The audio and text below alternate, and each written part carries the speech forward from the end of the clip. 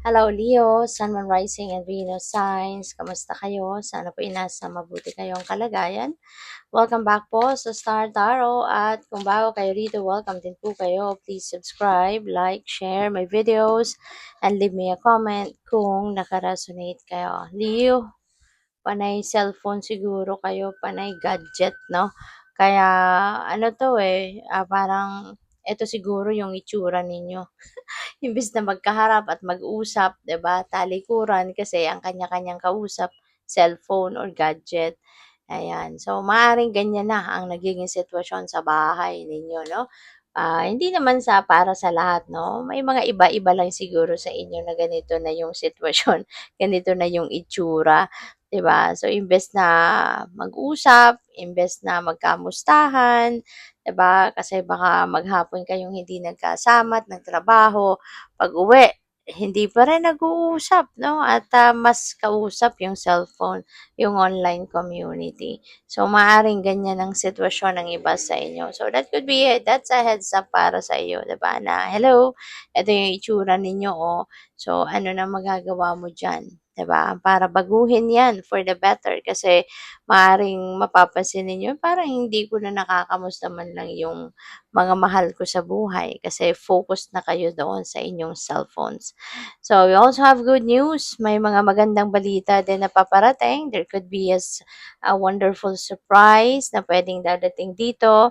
There could be miraculous events din na po pwedeng dumating, ano? So, congrats sa inyo. At baka, diba, yung good news na to could be coming from, let's say, mga hinihintay ninyong resulta, 'di ba? Resulta ng examination, mga board exam, mga ganyan. Siguro nag-take kayo or mga anak ninyo ng examination. So, pupuwedeng ito 'yun, ano, magandang balita.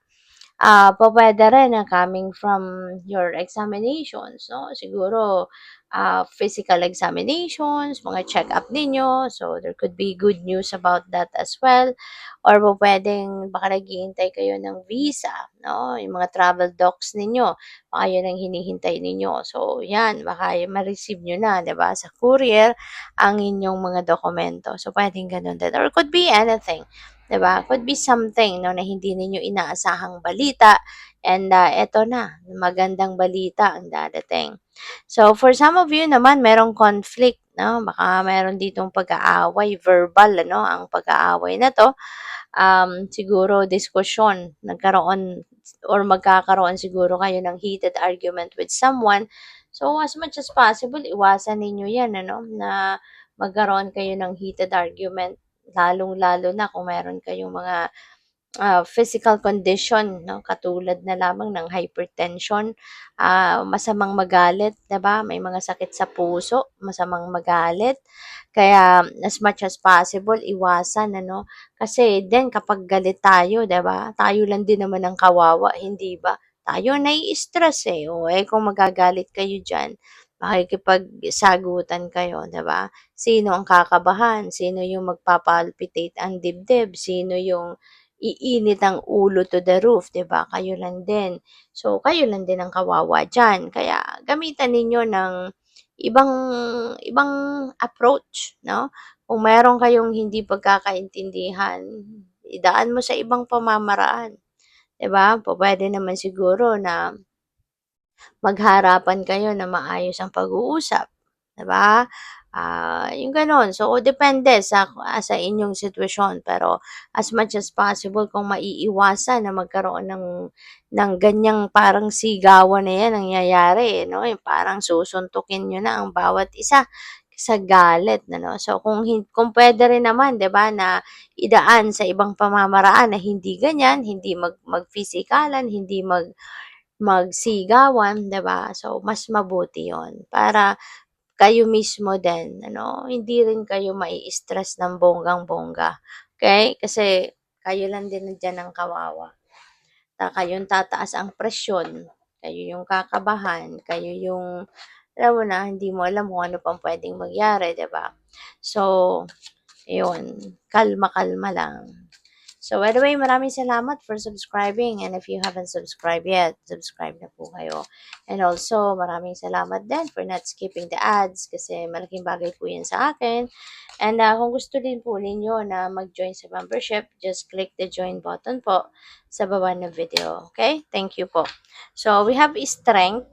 We have a chariot, judgment, and strength. So, sa chariot, moving on energy ito.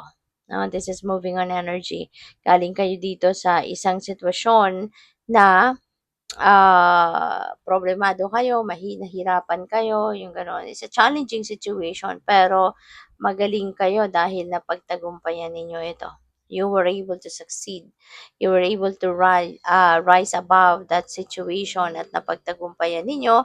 Kaya ngayon, bit-bit ninyo yung confidence, bit-bit ninyo yung assertiveness, yung tapang, 'di ba?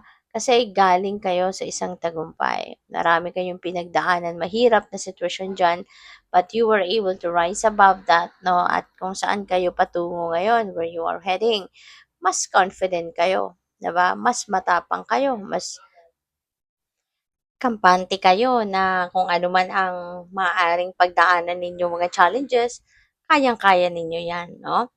So, this is also about travel, no, Leo? Baka you are also going to travel somewhere. We also have judgment, no? Yung next message ninyo, judgment. This is an important decision that you need to make, no? Sa puntong ito. This could be something na parang paulit-ulit na nangyayari, you know? This could be yung exact situation na 'to siguro happened already like few years ago. Tapos maaaring pinabayaan niyo lang, you just let it fly, tapos nawala, 'no? And maybe few months ago nangyari na naman 'to or ngayon, 'di ba, nandito naman. So same situation, it will keep coming back talaga. It will keep haunting you until hindi mo 'to ma-address, 'di ba? Kasi parang ano 'to, parang karmic cycle, 'di ba? Na hangga't hindi mo natututunan ang lesson na dapat mong matutunan from this situation, it will continue to come back. Na patuloy na babalik at babalik at mangyayari yan hanggang sa hindi mo pa ma-address or hindi mo pa matutunan kung ano dapat na matutunan mo from that situation, ano. Kaya pupuwede na sa ngayon mapapansin mo na, mare-realize mo na teka lang parang this happened already to me in the past, 'di ba? So, maaaring ngayon magkakaroon ka na ng realization na siguro nga, 'di ba, kailangan mo ng tignan sa ngayon. Kailangan mo ng i-address ito sa ngayon. Kailangan ng pansinin. So, we also have strength. Ayan. So, ito yung kailangan siguro ninyo in order for you to, to figure out at magawin ninyo yung nararapat ninyong gawin para ma-address ang sitwasyon na to. So, siguro, kailangan mong gisingin, yung inyong inner strength and courage para maharap mo to. At saka sa mga sitwasyon na ganito, no, na meron kayong conflict, meron kayong hindi pagkakaintindihan with another person, meron kayong hindi pagkakaintindihan with someone. So, siguro, kailangan ninyo ngayon ng mas tatagan ninyo ang inyong loob para maharap ninyo ng maayos ang mga ito at mapagtagumpayan ninyo. Okay? So, good luck sa'yo. Thank you for watching. Love and light. Namaste.